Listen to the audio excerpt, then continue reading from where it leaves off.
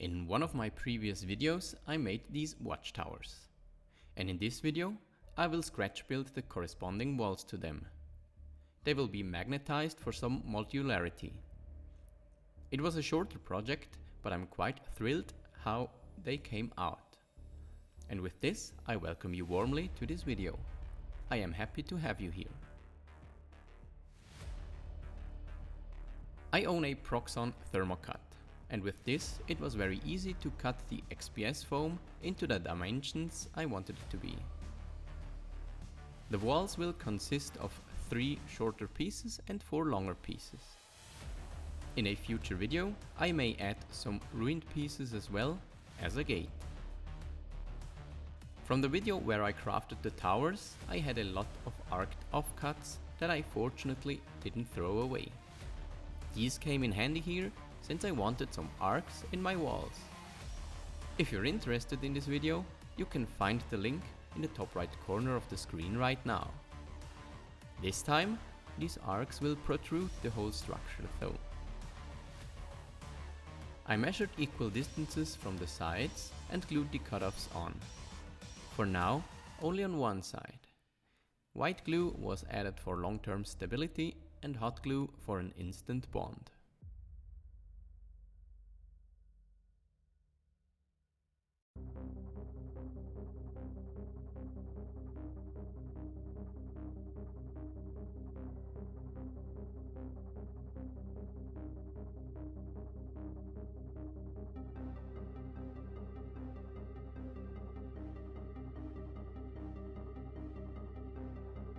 This first layer on the top side acted as a guide to cut out the arcs and separate them from the whole thing.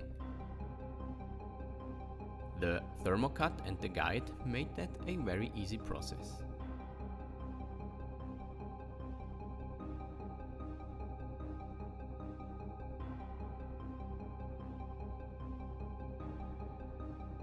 As in the previous video with the towers, I melted the magnet holes with my hot temperature hot glue gun.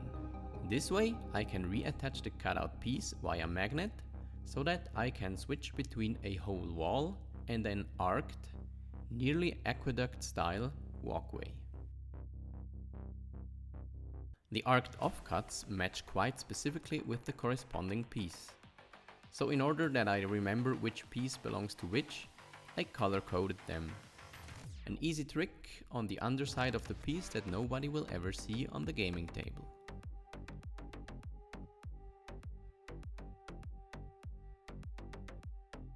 Then it was time to add more of the arced cardboard offcuts. As you may remember, the towers had different layers to add depth. Here this was repeated since I had all these different sizes of cardboard pieces.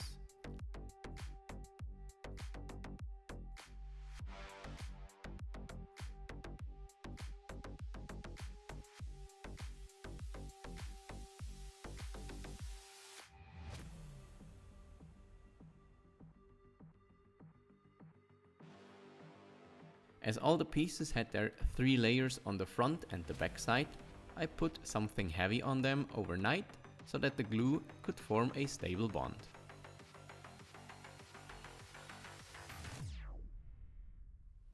For the top of the walkway, I cut a matching size of the plastic mesh, often called granny grating, which later will be glued on the top. I am not gluing anything else in this step yet, since I want to paint in sub-assembly.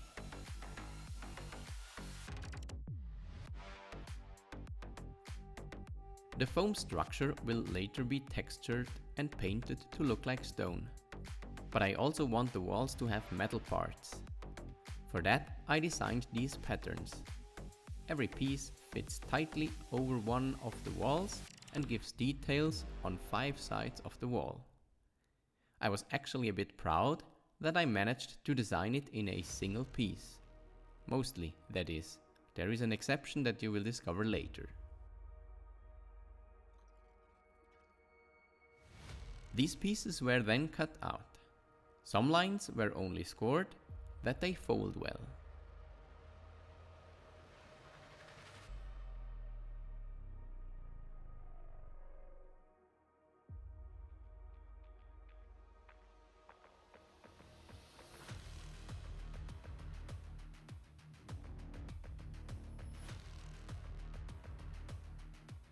Here you see how these pieces fold over the walls.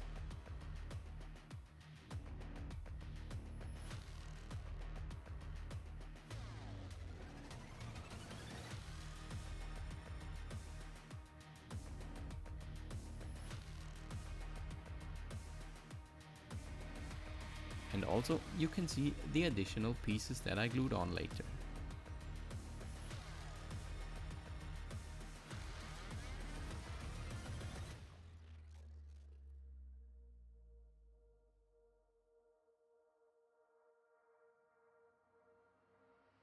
This is how the wall as a whole is supposed to look.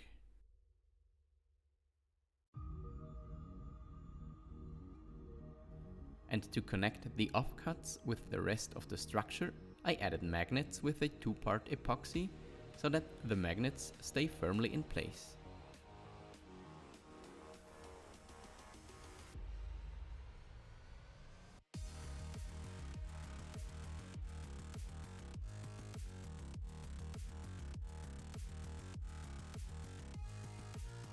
Then it was time to texture the foam walls. The good old reliable ball of aluminium foil got in handy here.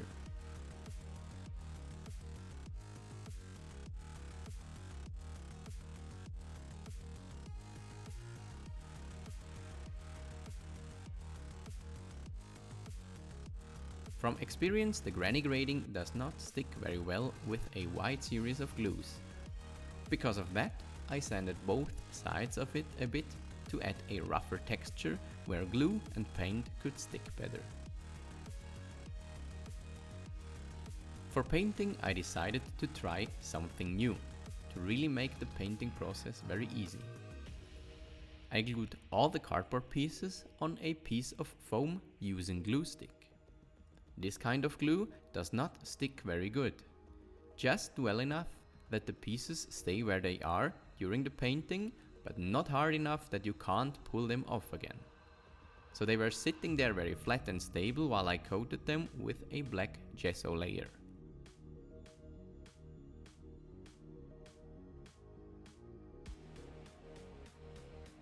All of the foam pieces also got covered in black gesso. Especially important on these pieces since superglue will attack the foam.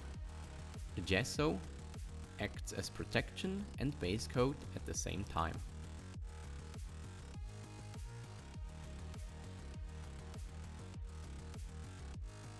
The painting step couldn't be easier. I sponged on different shades of brown to achieve the weathered metal look I was looking for.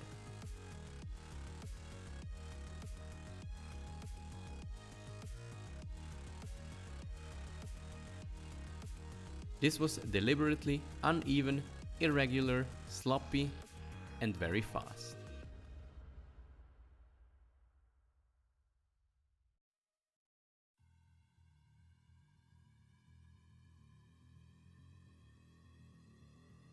In the end, I added some dots of metal color to indicate the metal shining through the rust.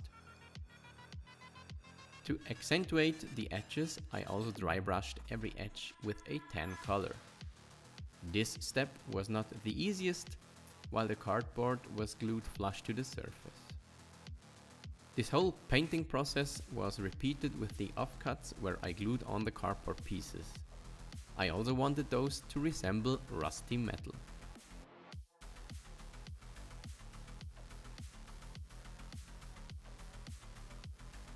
The walkways, or the rest of the walls, however you want to call it, were even easier to paint. A dry brush with grey over the whole thing, followed by a lighter dry brush with a lighter grey. And that's it.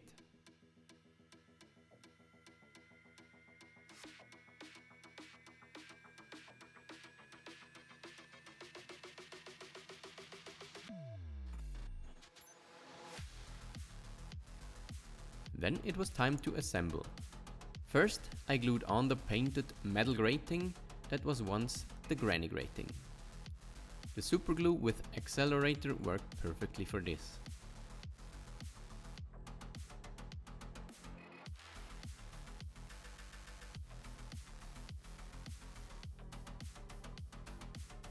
This was then followed by the coat of cardboard. It took a bit of time since it was all one piece that couldn't be glued all in one step, but in the end it was still pretty easy to assemble. As you see, I also punched some holes into the cardboard on both ends to add some more magnets later.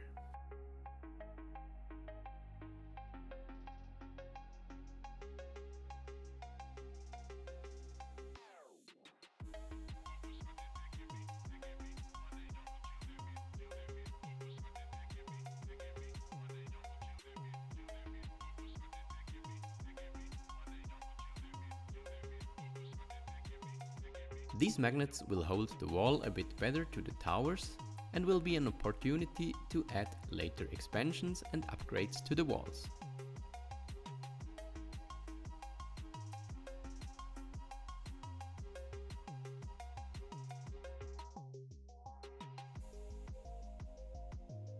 Of course, the trusty hazard stripes cannot be missed on this piece. I cut them out, glued them on and weathered them by stippling paint chips on with a bit of sponge. Off camera I also added some posters to add some flavor of the setting and indicate the scale of the model.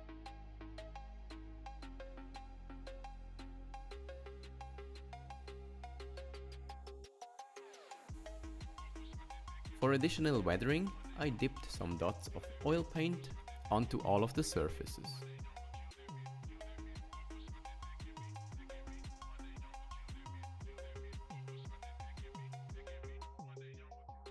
Later, I came in with a brush loaded with white spirit and dragged the paint from top to bottom to create these nice streaking effects. I just love how simple and yet very effective this method of weathering is.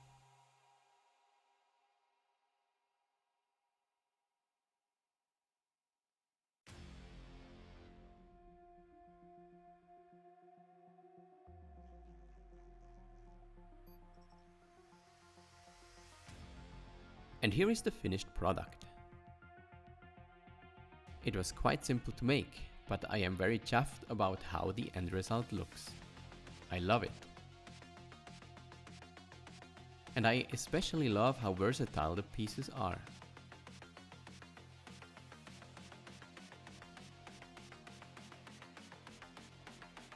They can be walls. I added barricades as cover for defenders. You'll see later why I didn't add railings to the walls.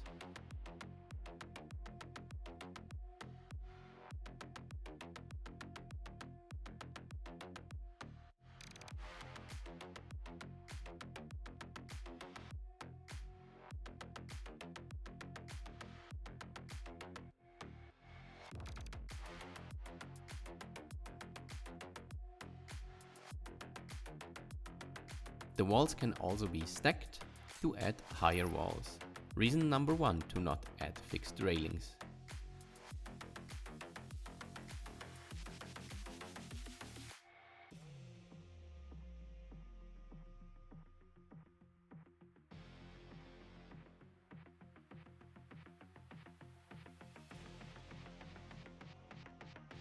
If I don't want walls on the gaming board, but more like walkways that don't hinder movement on the ground very much, I just remove the cutouts. It becomes nearly an aqueduct this way.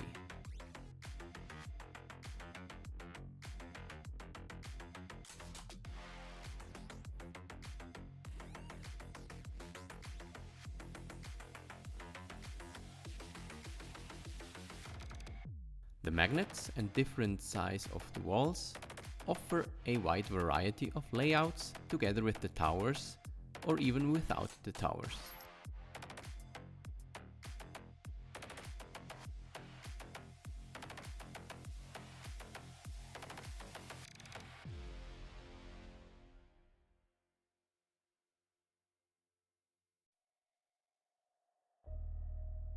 And reason number 2 to not add railings, and this one was a complete coincidence. I did not plan that at all and discovered it by accident.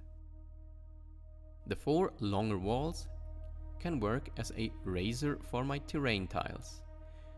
This offers more variety for my existing tiles, since I can elevate them now with beautiful razors that I didn't even have to craft separately.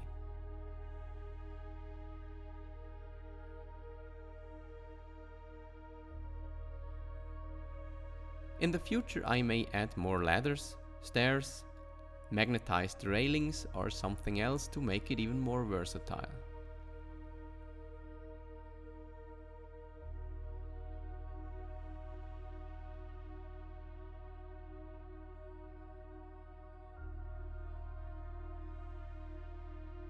Tell me in the comments what you think about this project.